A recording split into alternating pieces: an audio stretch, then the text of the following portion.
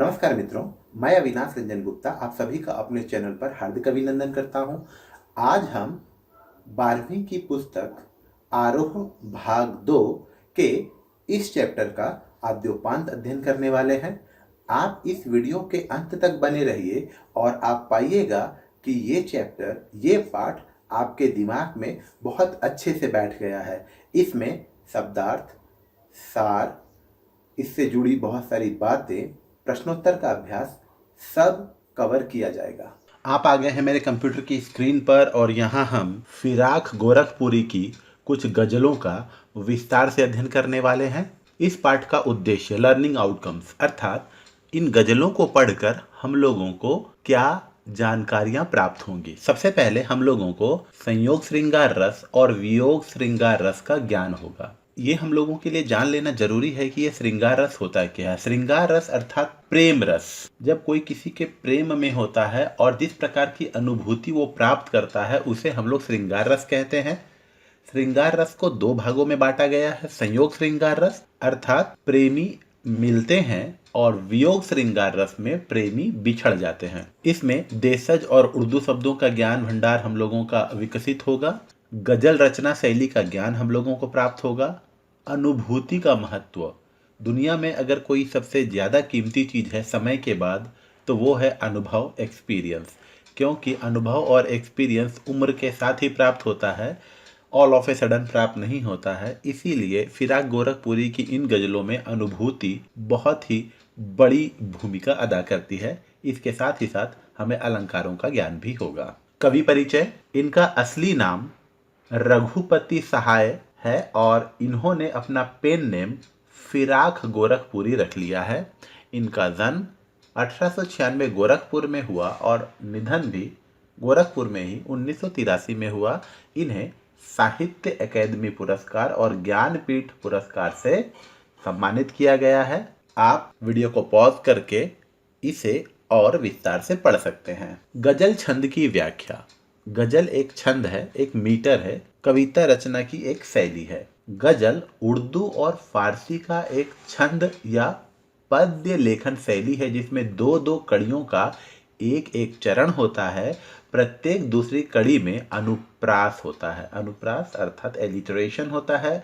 एक गजल के विभिन्न चरणों में एक एक स्वतंत्र भाव होता है। इसे हम लोग कैसे समझते हैं, एक एग्जाम्पल के माध्यम से समझते हैं।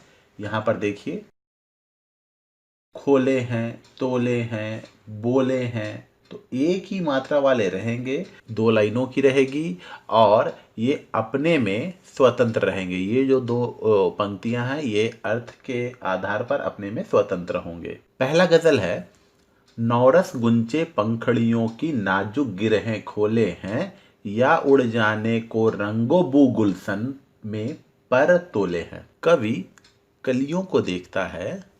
नवरस अर्थात नया रस, जो कली होती है, जो बर्ड होता है, BUD बर्ड, उसमें नया रस मौजूद होता है। गुंचे, गुंचे अर्थात उसका सिमटा हुआ रूप, कली। तो नौरस गुंचे अर्थात नए रस से युक्त कलियां अपनी पंखुड़ियों को अर्थात अपने पैलेट्स को, अपने पैलेट्स की नाजुक गिरहें, नाजुक गिरहें मतलब सॉफ्ट गांठें धीरे धीरे खोल रही है। आप इस चित्र में देख सकते हैं कि एक बर्ड, एक कली कैसे फूल का रूप धारण कर रही है, वो विकसित हो रही है। या उड़ जाने को रंगो बू गुलशन अर्थात अपने रंग, अपने खुशबू के साथ गुलशन में अर्थात बगीचे में, उपवन में उड़ जाने के लिए अपने पर तैयार किए हुए हैं, तुले हुए हैं। तो इस गजल का यह अर्थ हुआ कि कवि को प्रकृति की श्रेष्ठतम कृति जो फूल मानी जाती है, वो फूल जब कली के रूप में रहती है और कली जब अपनी पंखुड़ियों की गांठों को धीरे धीरे खोलती है तो कवि को लगता है कि शायद ये अपने सुगंध और अपने रंग के साथ उपवन में उड़ जाने के लिए अपने पर फैला रही है। यहाँ पर काव्य सौंदर्य की बात करें तो संदेह अलंकार है, क्योंकि कवि यहाँ फिक्स नहीं कर पा रहा है कि ये खिली हुई रहेगी या वास्तव में ये उड़ जाएगी, तो संदेह अलंकार है। मानवीकरण अलंकार का प्रयोग किया गया है क्योंकि उड़ने का काम तो पक्षी करते हैं, लेकिन यहाँ फूल कर रहा है, इसीलिए यहाँ पर आपका मानवीकरण अलंकार है। आंचलिक और उर्दू के सरल शब्दों का प्रयोग है और भाषा संगीतमयी है। और ये किस छंद में लिखा गया है? ये गजल छंद में लिखा गया है। तारे आंखें झपकावे हैं, जर्रा जर्रा सोए हैं, तुम भी सुनो हो यारो, सब में सन्नाटे कुछ बोले हैं। यहाँ पर कवि प्रेमी हृदय में उठने वाले भावनाओं को शब्दों का रूप देकर ये गजल तैयार किए हैं और वो कह रहे हैं कि तारे आंख झपकावे हैं, अर्थात तारे जो यहाँ टिमटिमाते हुए नजर आ रहे हैं वो और कुछ नहीं बल्कि तारे आंख झपका रहे हैं, वो सोना चाहते हैं। जर्रा जर्रा सोए हैं, जर्रा जर्रा अर्थात कण कण, एवरी पार्टिकल सोया हुआ है। तुम भी सुनो हो यारो, तुम भी सुनो, सब में, ये शब कहने का मतलब हो गया रात, और अगर दंत श का प्रयोग हुआ तो इसका मतलब ऑल। शब में सन्नाटे कुछ बोले हैं, सन्नाटे शांत वातावरण, खामोशी भी कुछ बोलती है। यहाँ पर कवि ये कहना चाहता है कि जो प्रेमी हृदय होता है और जब वो अपने प्रेम से बिछड़ जाता है तो रात के समय जब पूरी दुनिया सो जाती है, तारे आंख झपकाते हैं और हर कण कण सोया रहता है, उस समय सन्नाटा, खामोशी भी कुछ बोलता है, अर्थात उस प्रेमी को उसके प्रेम की याद आती है। काव्य सौंदर्य की बात करें तो यहाँ देखिए, जर्रा जर्रा एक शब्द की आवृत्ति और एक बार हो जाती है तो वहाँ पुनरुक्ति प्रकाश अलंकार होता है। मानवीकरण अलंकार का प्रयोग तो हुआ ही है क्योंकि बोलने का काम तो इंसान करते हैं, यहाँ सन्नाटा बोल रहा है, इसीलिए मानवीकरण अलंकार, पर्सोनिफिकेशन, प्रकृति की ध्वनि का एहसास, ये अपने आप में विशेष महत्व रखता है और भाषा संगीतमयी है। छंद का प्रयोग क्या है? गजल छंद का प्रयोग किया गया है। हम हो या किस्मत हो हमारी, दोनों को एक ही काम मिला, किस्मत हमको रो लेवे हैं, हम किस्मत को रोले हैं। यहाँ पर फिराक गोरखपुरी कहते हैं कि मेरी किस्मत बहुत खराब है, मैं अपनी किस्मत पर रोता हूँ कि मेरी किस्मत क्या है। किस्मत का भी यही काम है। किस्मत क्या करती है? किस्मत मेरे ऊपर रोती है कि मैं किस व्यक्ति की किस्मत बनकर आई हूँ कि इसकी किस्मत में कुछ अच्छा लिखा ही हुआ नहीं है। तो इन पंक्तियों के माध्यम से कवि ये कहना चाहते हैं कि मेरे जीवन में केवल और केवल निराशा ही हाथ लगी है। मेरे जीवन में कभी सुख का सानिध्य मुझे प्राप्त ही नहीं हुआ। अपने जीवन में मैंने हमेशा ही दुख, करुणा आदि को ही देखा है और सहा है। इसीलिए वो अपनी किस्मत पर रोते हैं और किस्मत उन पर रोती है। काव्य सौंदर्य देखिए, वियोग श्रृंगार का प्रयोग किया गया है। वियोग श्रृंगार अर्थात ये अपने प्रेम से बिछड़ चुके हैं, इसीलिए यहाँ वियोग श्रृंगार का प्रयोग हुआ है। मानवीकरण अलंकार का प्रयोग हुआ ही है क्योंकि किस्मत रोने का काम नहीं कर सकती, रोने का काम इंसान करते हैं। उर्दू में मैं की जगह हम का प्रयोग किया गया है, हम हो या किस्मत हो हमारी। और आत्माभिव्यक्ति का नया रूप, जी हाँ, आत्मा अभिव्यक्ति मतलब अपने भावों को कैसे अभिव्यक्त किया जा सके, कैसे एक्सप्रेस किया जा सके, उसका एक नया रूप है ये। जो मुझको बदनाम करे हैं, काश वो इतना सोच सकें, मेरा पर्दा खोले हैं या अपना पर्दा खोले हैं। ये एक नीति वाणी है। इसमें इस गजल के माध्यम से फिराक गोरखपुरी उर्फ रघुपति सहाय हमें ये बताना चाह रहे हैं कि जब हम किसी को बदनाम करने की कोशिश करते हैं तो काश हम इतना सोच सकें, काश हम इतना ध्यान दे सकें कि हम लोग जिसे बदनाम करने की कोशिश कर रहे हैं, जिसके राज, जिसकी गुप्त बातें हम आम जनता के सामने प्रकट कर रहे हैं, वास्तव में हम लोग उसके राज या उसके गुप्त बातों को प्रकट नहीं कर रहे, बल्कि हम लोग अपने चरित्र के खामियों को सबको बता रहे हैं और हम लोग इनडायरेक्टली अपने आप को बदनाम कर रहे हैं और लोग समझ जाते हैं कि हमारा चरित्र, हमारा व्यवहार, हमारा आचरण कैसा है। तो कवि कहते हैं कि कोई मुझे बदनाम कर रहा है, लेकिन उसे ये नहीं मालूम कि वो मेरा पर्दा नहीं खोल रहा है, मेरे रहस्य की बातें या मेरी गुप्त बातों के बारे में वो नहीं बता रहा है, बल्कि वो अपने चरित्र के बारे में लोगों को चिल्ला चिल्ला कर बता रहा है। यहाँ पर काव्य सौंदर्य की बात करेंगे तो छंद तो गजल ही है, और यहाँ पर निंदा करने वालों पर प्रहार है, प्लस उनके लिए एक प्रकार का उपहार भी है कि वो इस गजल को पढ़कर अपने आचरण में परिवर्तन लाए। उर्दू के सरल शब्दों का प्रयोग किया गया है, विचार परक गजल है ये, और भाषा संगीतमय। ये कीमत भी अदा करें हैं हम बदरुस्ती ए होशो हवास, तेरा सौदा करने वाले दीवाना भी होले हैं। यहाँ पर ये उर्दू का शब्द है, थोड़ा कठिन शब्द है, जिसका अर्थ है बदरुस्ती ए होशो हवास, अर्थात पूरे विवेक के साथ, पूरे होशो हवास के साथ। ठीक है, यहाँ पर क्या होता है, कवि कहते हैं कि हम पूरे होशो हवास में, पूरे सेंस में तुम्हारा सौदा करते हैं और दीवाना हो जाते हैं। अर्थात यहाँ कवि जानते हैं कि जो प्रेम में पड़ते हैं उन्हें दीवाना होना पड़ता है, पागल होना पड़ता है, उन्हें आंसू भी बहाने पड़ते हैं, लेकिन वो प्यार करने का सौदा जब कर रहे होते हैं तो वो उस समय पूरे होशो हवास में रहते हैं। उन्हें इसका कंक्लूजन पता होता है, बावजूद इसके वो प्रेम का सौदा करते हैं और दीवाना होते हैं। काव्य सौंदर्य की बात करें तो यहाँ पर प्रेम की पीड़ा का वर्णन किया गया है। उर्दू के कठिन शब्दों का प्रयोग है यहाँ। ये तथ्यपरक गजल है। तथ्यपरक अर्थात फैक्चुअल बातें हैं कि जो भी प्रेम में पड़ता है उसे आंसू भी बहाने पड़ते हैं, उसे प्रेम की कीमत भी अदा करनी पड़ती है, उसे दीवाना भी होना पड़ता है। दीवाना अर्थात ल्यूनेशी, उसमें पागलपन भी देखने को मिलता है। भाषा संगीतमयी। तेरे गम का पास अदब है, कुछ दुनिया का ख्याल भी है, सबसे छिपा के दर्द के मारे चुपके चुपके रोले हैं। ये जो कवि हैं वो कहते हैं कि जो प्रेम में पड़ जाते हैं और जो समझदार हैं वो क्या करते हैं, समझदारी भी दिखाते हैं, और प्रेम में जो पीड़ा उन्हें प्राप्त होती है उसके लिए वो आंसू भी बहाते हैं।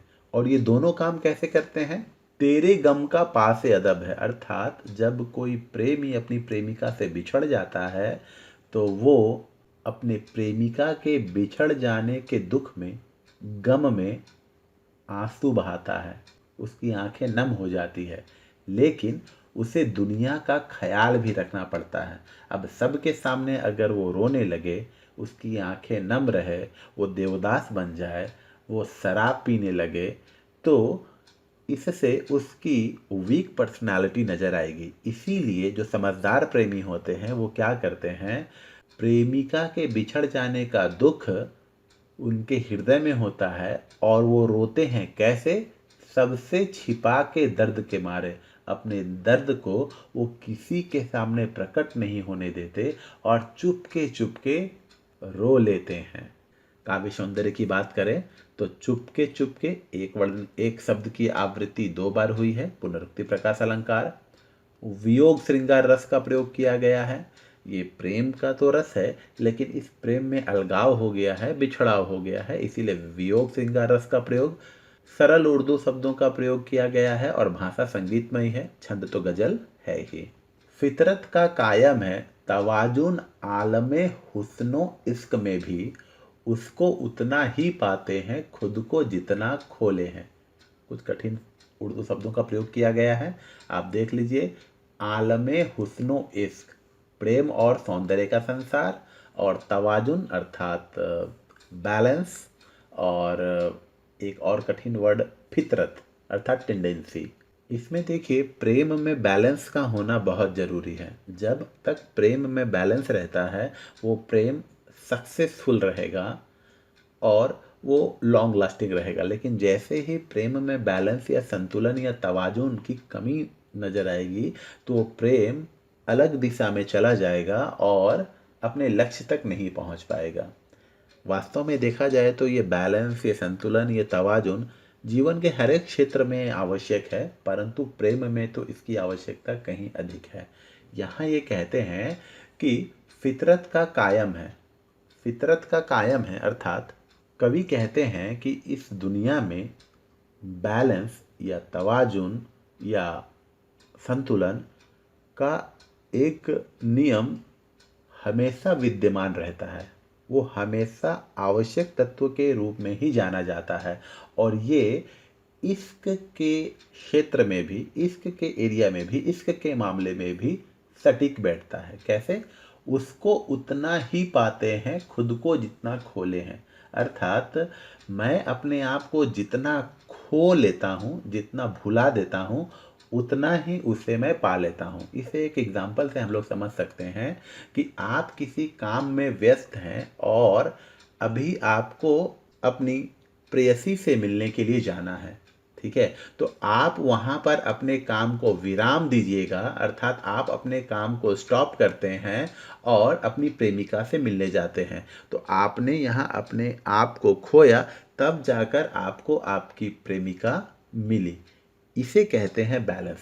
तो यहाँ पर कवि कह रहे हैं कि ये जो बैलेंस है, ये जो तवाजुन है, ये जो संतुलन है, वो दुनिया के हर एक चीज़ में अप्लाई होती है, दुनिया के जीवन के हर एक एस्पेक्ट में अप्लाई होती है।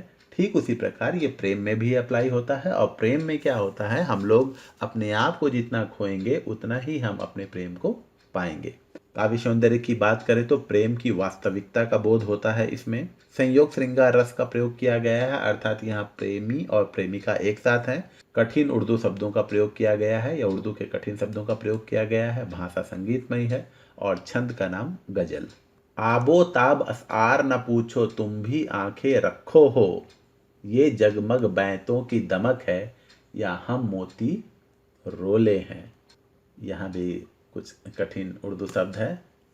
आबो ताब असआर, चमक दमक से युक्त, बैंतो शेर, शेर वो टाइगर या लायन वाला शेर नहीं बल्कि कविता वाला शेर। मोती रोले, मोती रोले मतलब आंसू की बूंदे। तो यहाँ पर कवि एक नीतिपरक बात बताते हैं कि लोग केवल सफलता देखते हैं, लेकिन सफलता के पीछे जो कठिन परिश्रम होता है लोग उसे नहीं देखते। केवल सफलता देखते हैं और कहते हैं हाँ बहुत अच्छा है, बहुत अच्छा है, लेकिन बहुत अच्छा बनने के लिए उसने कितनी कड़ी मेहनत की है उस पर किसी का ध्यान शायद नहीं जाता। तो ये कह रहे हैं आबो ताब अशआर ना पूछो तुम भी आंखें रखो हो। लोग फिराक गोरखपुरी की गज़लों को सुनकर उनकी प्रशंसा करते हैं, उनकी तारीफ़ करते हैं और कहते हैं अरे यार बहुत अच्छी गज़लें लिखते हैं आप तो श्रेष्ठ हैं, आप तो महान हैं, बहुत अच्छी अच्छी कविताएं, अच्छी अच्छी गज़लें लिख रहे हैं।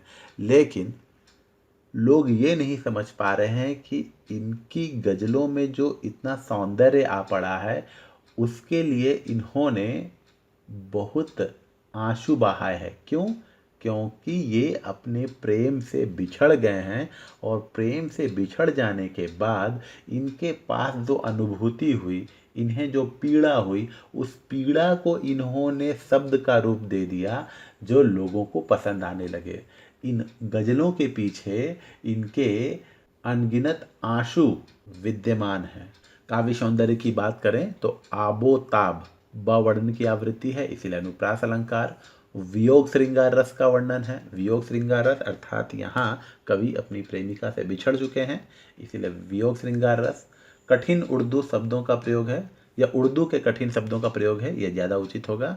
भाषा संगीतमयी है और छंद का नाम जो है वो गज़ल है।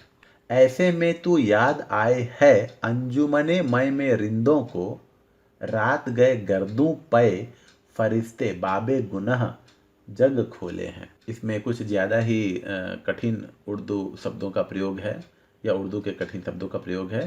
जैसे अंजुमने मय, जैसे हम लोग कहते हैं मैखाना या बार जहाँ शराब पीते हैं। रिंदो अर्थात शराबी, गर्दू अर्थात आकाश, फरिश्ते अर्थात देवदूत जिब्राइल, और बाबे गुनाह पापों का लेखा जोखा। तो यहाँ पर कवि कह रहे हैं कि रात में दूर कहीं आसमान में जब फरिश्ते हम सब लोगों के पापों का लेखा जोखा हिसाब किताब कर रहे होते हैं, ऐसे में शराब की महफिल, अर्थात रात में ही लोगों को शराब पीने की तलब होती है। वो मैखाने में जाते हैं, अंजुमने मय में जाते हैं, बार में जाते हैं और वहाँ शराब पीते हैं। और शराब पीते हुए वो अपना गम गलत करते हैं। गम गलत करना अर्थात अपने गम को दूर करने का प्रयास करते हैं। उनका गम क्या है? उनका गम है कि वो अपने प्रेमिका से बिछड़ गए हैं, जिस गम के कारण वो शराब का आश्रय ले रहे हैं ताकि वो कुछ समय सुकून के पल बिता सके। तो इसमें क्या हो रहा है? एक तरफ तो रात के समय फरिश्ते कहीं आसमान में हम लोगों के पापों का हिसाब किताब कर रहे होते हैं और उसी समय रात में हम लोग अपने पापों को और बढ़ा रहे हैं, या शराब पीकर, क्योंकि शराब पीना वास्तव में हराम है, लेकिन हम लोग अपने पापों को बढ़ा रहे हैं। और क्यों? हमें इस समय हमारी प्रेमिकाएं बहुत याद आती हैं। काव्य सौंदर्य की बात करें तो यहाँ पर देखिए मय खाने का वर्णन है, अर्थात अंजुमने मय, शराब या बार का वर्णन है। वियोग श्रृंगार रस का प्रयोग है, अर्थात प्रेमी प्रेमिका से बिछड़ गया है। कठिन उर्दू शब्दों का प्रयोग, अर्थात उर्दू के कठिन शब्दों का प्रयोग तो है ही, भाषा संगीत में है ही। और छंद का नाम गजल। सदके फिराक एजाजे सुखन के कैसे उड़ा लिए आवाज, इन गजलों के पर्दों में तो मीर की गजलें बोले हैं। जब भी हम किसी की तारीफ करते हैं, हम लोग जिसकी तारीफ कर रहे हैं या जिस व्यक्ति की तारीफ उसके किसी काम के लिए कर रहे हैं, तो तुलना के तौर पर उसी फील्ड के किसी ऐसे व्यक्ति से हम उसकी तुलना करते हैं जो उस फील्ड में कभी श्रेष्ठ रहा हो। यहाँ पर फिराक गोरखपुरी की इन गज़लों को सुनकर लोग कहते हैं कि अरे आप तो बहुत अच्छी अच्छी गज़लें लिखते हैं, हम लोग आपकी गज़लों पर मुग्ध हो जाते हैं, हमें तुम्हारी शायरी इतनी अच्छी लगती है कि हम उस पर सब कुछ न्यौछावर कर देना चाहते हैं, बलिदान कर देना चाहते हैं। न जाने तुमने ऐसी बेहतरीन शायरी कहाँ से सीख ली। तुम्हारी गज़लों को सुनकर तो हमें लगता है कि ये मीर की गज़लें हैं, अर्थात मीर जिस तरीके से गज़ल लिखा करते थे वैसी ही गज़ल तुम्हारी भी है। तो यहाँ पर फिराक गोरखपुरी की तुलना लोग मीर से करते हैं और मीर अपने ज़माने में बहुत बड़े शायर हुआ करते थे। काव्य सौंदर्य की बात करें तो फिराक गोरखपुरी के गज़लों की प्रशंसा की गई है, मीर के शेरों से तुलना की गई है। उर्दू के कठिन शब्दों का प्रयोग तो है ही, भाषा संगीत में ही तो है ही, और छंद का नाम है गज़ल। गज़ल पाठ से प्रश्नावली हम लोग थोड़ा विचार कर लेते हैं। खुद का पर्दा खोलने से क्या आशय है? बहुत ही आसान है। खुद का पर्दा खोलने से यह आशय है कि हम लोग अपने चरित्र के बारे में खुद ही लोगों को बता देते हैं। अपने गुप्त बातों को, अपने रहस्यमय बातों को खुद ही हम लोग पब्लिक कर देते हैं, आम कर देते हैं। किस्मत हमको रो लेवे हैं, हम किस्मत को रो ले हैं। इस पंक्ति में शायर की किस्मत के साथ तनातनी का रिश्ता अभिव्यक्त हुआ है, चर्चा कीजिए। जी हाँ, यहाँ पर कवि को लगता है कि उसकी किस्मत अच्छी नहीं है क्योंकि उसे जीवन में बहुत सारी असफलताएं और निराशा ही मिली है। किस्मत भी फिराक गोरखपुरी की किस्मत बनकर आई है, इसलिए वो रोती है कि मैं कैसे व्यक्ति की किस्मत बनी हूँ कि इसके किस्मत में कुछ अच्छा लिखा ही हुआ नहीं है। तो एक दूसरे के बीच तनातनी का भाव तो यहाँ प्रकट होता ही है। प्रेम की सफलता और समर्पण कैसे जुड़े हुए हैं? प्रेम की सफलता और समर्पण संतुलन में जुड़ा हुआ है, तवाजुन में जुड़ा हुआ है। और अगर प्रेम में आपको सफलता चाहिए तो सबमिशन होना तो अत्यंत आवश्यक है, समर्पण होना, डेडिकेशन होना अति आवश्यक है। इसीलिए कहा जाता है कि जब आप किसी के सामने समर्पित रहते हैं तो सामने वाला आपके प्रति अफेक्शनेट हो ही जाता है। हम लोग अगर ईश्वर के प्रति भी समर्पित हैं तो ऐसा माना जाता है कि ईश्वर भी इस पृथ्वी पर आकर आपको दर्शन देंगे। तो समर्पण भावना अत्यंत आवश्यक है किसी भी चीज़ के लिए। प्रेम की सफलता के लिए तो ये मस्ट है। फिराक की गज़लों में क्या विशेषता है? फिराक की गज़लों की सबसे बड़ी विशेषता तो यह है कि इनमें अनुभूति कूट कूट कर भरी गई है। दूसरा, इनकी गज़लें इतनी सुंदर हैं कि लोग इनकी गज़लों को सुनकर सब कुछ न्यौछावर करने को तैयार हो जाते हैं और इनकी गज़लों की तुलना मीर से की जाती है। इनकी गज़लों में हम लोगों को कठिन उर्दू के कठिन शब्दों का प्रयोग तो मिलता ही है, लेकिन आंचलिक शब्द भी हम लोगों को मिल जाते हैं। तो इस तरीके से फिराक की गज़लों की बहुत सारी विशेषताएं सामने आती हैं। उम्मीद करता हूँ आपको ये वीडियो अच्छा लगा होगा। आप इस पाठ से जुड़े प्रश्नोत्तर और इस पाठ का टेक्स्ट डिस्क्रिप्शन में दिए गए लिंक को क्लिक करके पा सकते हैं। धन्यवाद।